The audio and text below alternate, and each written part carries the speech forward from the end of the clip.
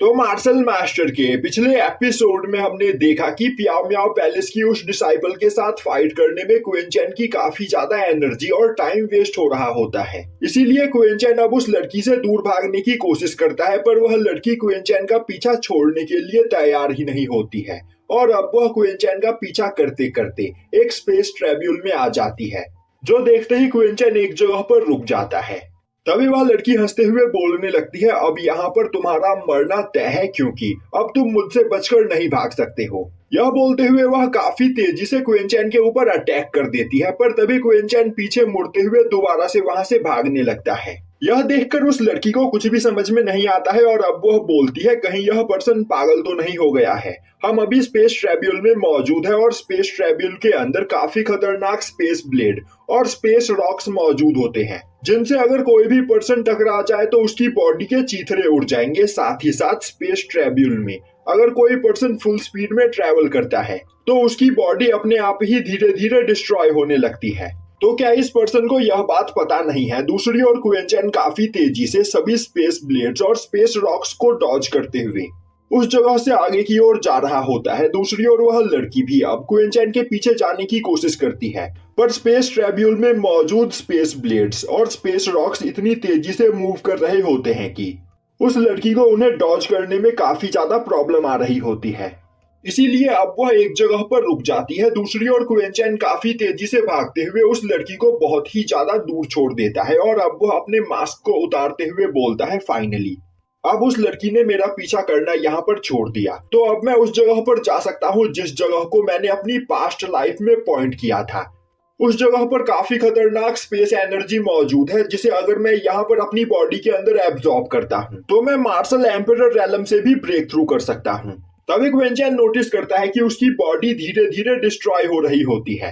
यह देखते ही वह सोचने लगता है, अच्छा हुआ कि मैंने पहले ही अपने लिए एक स्पेस बॉडी बना ली थी, वरना जिस स्पीड से मैं स्पेस ट्रेब्यूल के अंदर ट्रेवल कर रहा हूँ अब तक मेरी पूरी बॉडी डिस्ट्रॉय हो जाती। तो अब मुझे जल्द से जल्द उस जगह को ढूंढना होगा। और अब क्वीन चैन अपनी पावर का यूज करते हुए the holy place of space ट्रेब्यूल को ढूंढने लगता है। तभी वहां से थोड़ी दूरी पर उसे वह होली प्लेस दिखाई देता है। अब क्वीन चैन उस होली प्लेस के अंदर जाता है और वहां पर उसके पहुंचते ही आसपास मौजूद काफी खतरनाक एनर्जी काफी तेजी से क्वीन चैन की बॉडी के अंदर जाने लगती है। यह देखते ही क्वीन चैन उसी जगह पर बैठकर कल्टीवेशन करते हुए सभी एनर्जी को वहां पर रिफाइन करने लगता है। और अब थोड़ी ही देर में क्वीन चैन उस जगह पर इतनी ज्यादा एनर्जी को अपनी बॉडी के अंदर एब्जॉर्ब कर लेता है कि उसकी बॉडी काफी तेजी से ग्लो करने लगती है। अब सीन शिफ्ट होता है और हमें गुयू वर्ल्ड का फर्स्ट लेवल दिखाया जाता है, जहां पर बैठकर बाकी सभी लोग कल्टीवेशन कर रहे होते हैं। तभी उस जगह पर लीन फैमिली का वह मास्टर अपने सोल्जर्स और मास्टर C2 के साथ आता है। अब अपने लीन फैमिली के मास्टर को देखते ही लिन यी भागते हुए उनके पास आते हुए बोलता है, मास्टर क्या क्वीन चैन इस जगह पर मारा गया और यही खुशखबरी आप मुझे देने के लिए यहाँ पर आए हो? आखिर मास्टर लिन जिन कहाँ है? अब लिन यी की बातों को सुनते ही लीन फैमिली के वह मास्टर बोलते हैं, तुम्हारी बातों को सुनकर मुझे ऐसा लग रहा है कि यहाँ पर लिन जिन के साथ जो भी कुछ हुआ उसके बारे में तुम्हें सब कुछ पता है। यह सुनते ही लिन यी थोड़ा कंफ्यूज हो जाता है और अब वह बोलता है, एल्डर 5 प्रिजन के डिसाइपल क्वीन चैन ने मेरे ऊपर अटैक किया था, जो देखकर मास्टर लिन जिन को काफी ज्यादा गुस्सा आया और मास्टर लिन जिन ने यहाँ पर क्वीन चैन के ऊपर अटैक किया, जिससे डरकर क्वीन चैन गुयू वर्ल्ड के सेकंड लेवल की ओर भाग गया। पर मास्टर लिन जिन काफी ज्यादा गुस्से में थे और वह क्वीन चैन से मेरा बदला लेना चाहते थे, इसीलिए वह क्वीन चैन के पीछे सेकंड लेवल में गए। यह सुनते ही लीन फैमिली का वह एल्डर गुस्से में बोलता है, तो तुम कहना चाहते हो कि तुमने ही लिन जिन को गुयू वर्ल्ड के सेकंड लेवल में भेजा था? यह सुनते ही लिन यी कंफ्यूज हो जाता है और बोलता है, मास्टर क्या इस जगह पर कुछ गड़बड़ है? तभी लीन फैमिली का वह एल्डर गुस्से में लिन यी को एक पंच करते हुए बोलता है, बेवकूफ तुम्हारी गलती की वजह से लिन जिन मारा गया। यह सुनते ही लिन यी के होश उड़ जाते हैं। दूसरी ओर यह सुनते ही मास्टर C2 को काफी ज्यादा गुस्सा आता है और अब वह मास्टर मू और बाकी गार्डियंस के पास जाते हुए बोलते हैं, तुम्हारे यहाँ पर रहते इस कंपटीशन के पार्टिसिपेंट्स ने आपस में यहाँ पर फाइट क्यों किया? और जब इस जगह पर लिन जिन क्वीन चैन को मारने की कोशिश कर रहा था तब आखिर तुम लोग कहाँ पर थे? तभी मास्टर मू बोलते हैं, मास्टर C2 यह सब इतनी जल्दी हुआ कि मुझे कुछ करने का मौका ही नहीं मिला। लिन जिन और क्वीन चैन के बीच फाइट हुई, गार्डियंस ने लिन जिन को शांत करने की कोशिश की, उसके तुरंत बाद ही क्वीन चैन गुयू वर्ल्ड के सेकंड लेवल की ओर चला गया और उसी दौरान हमसे नजरें चुराकर लिनजिन भी क्विंचेन के पीछे सेकंड लेवल की ओर चला गया। यह सुनते ही मास्टर सीटू बोलते हैं, तो यह बात अगर तुम्हें पता थी कि लिनजिन क्विंचेन के पीछे गया है तो आखिर तुमने उसे रोकने की कोशिश क्यों नहीं की?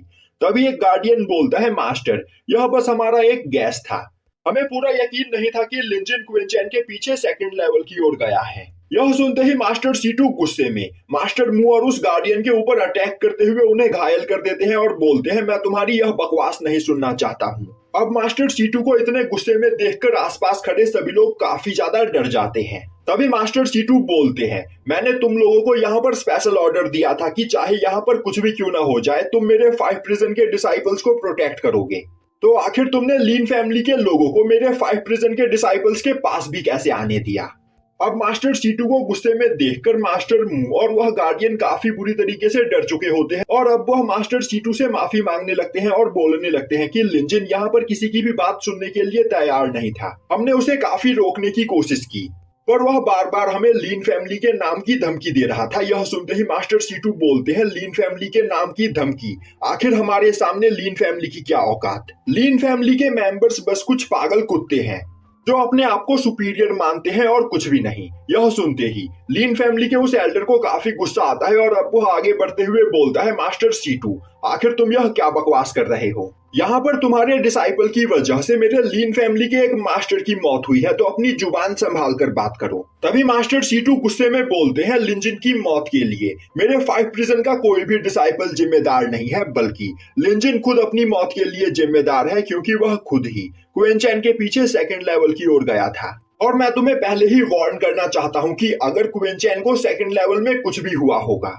तो मैं तुम्हारे लीन फैमिली के सभी डिसाइपल्स को जान से मार दूंगा। तभी लीन फैमिली का वह एल्डर बोलता है, तुम्हारा डिसाइपल क्विंचेन भी सेकंड लेवल में खुद ही अपनी मौत का जिम्मेदार होगा।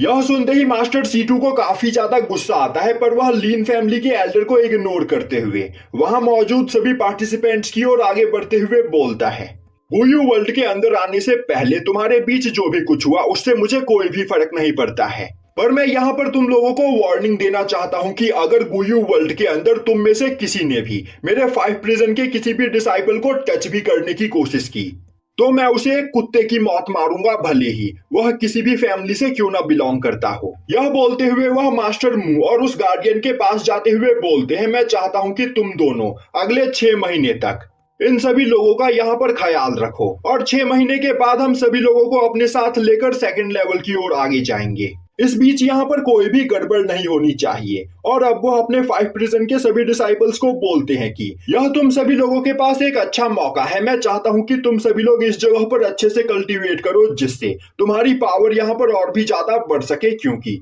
अपनी कमजोर कल्टीवेशन के साथ तुम लोग सेकंड लेवल में सरवाइव नहीं कर पाओगे। यह बोलते हुए वह वहां से चले जाते हैं।